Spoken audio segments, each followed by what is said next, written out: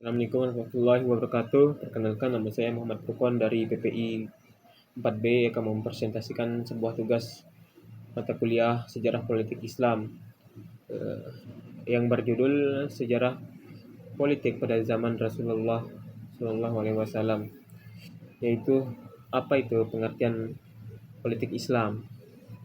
Pada zaman Rasulullah politik Islam adalah upaya mengatur kehidupan masyarakat berdasarkan ajaran Islam dan mencapai kemaslahatan umat, yaitu dalam konteks Rasulullah. Politik tidak hanya menyangkut kekuasaan, tapi juga mencakup penegakan keadilan, persatuan umat, dan pengelolaan masyarakat secara adil.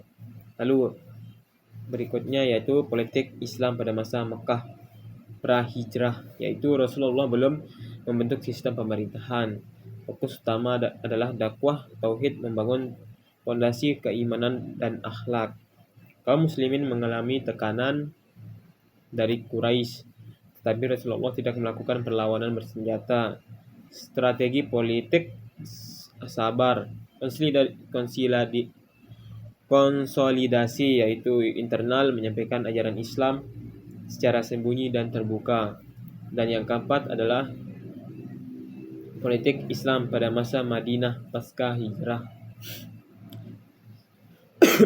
Setelah hijrah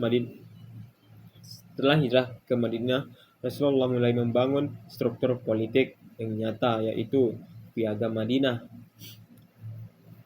Dalam Piagam Madinah, yaitu dokumen politik tertulis pertama dalam Islam, yaitu mengatur hubungan antar umat Islam, Yahudi, dan kaum musyrik Madinah, dan juga prinsip toleransi beragama, yaitu keadilan sosial dan persatuan dalam membela Madinah. Kepemimpinan Rasulullah sebagai pemimpin agama, yaitu sebagai pemimpin agama, militer, dan pemerintahan. Rasulullah menetapkan hukum, menjadi hakim, memimpin pasukan, dan mengelola hubungan diplomatik dan juga sistem pemerintahan, yaitu tidak bersifat monarki atau aristokrasi, berdasarkan syura, musyawarah, dan keadilan. Tidak ada pemisahan antara agama dan negara. Penataan ekonomi dan sosial, yaitu pengaturan zakat, distribusi harta rampasan perang, dan pajak dari non-muslim. Membangun sistem solidaritas sosial dan keadilan ekonomi. Dan juga politik luar negeri.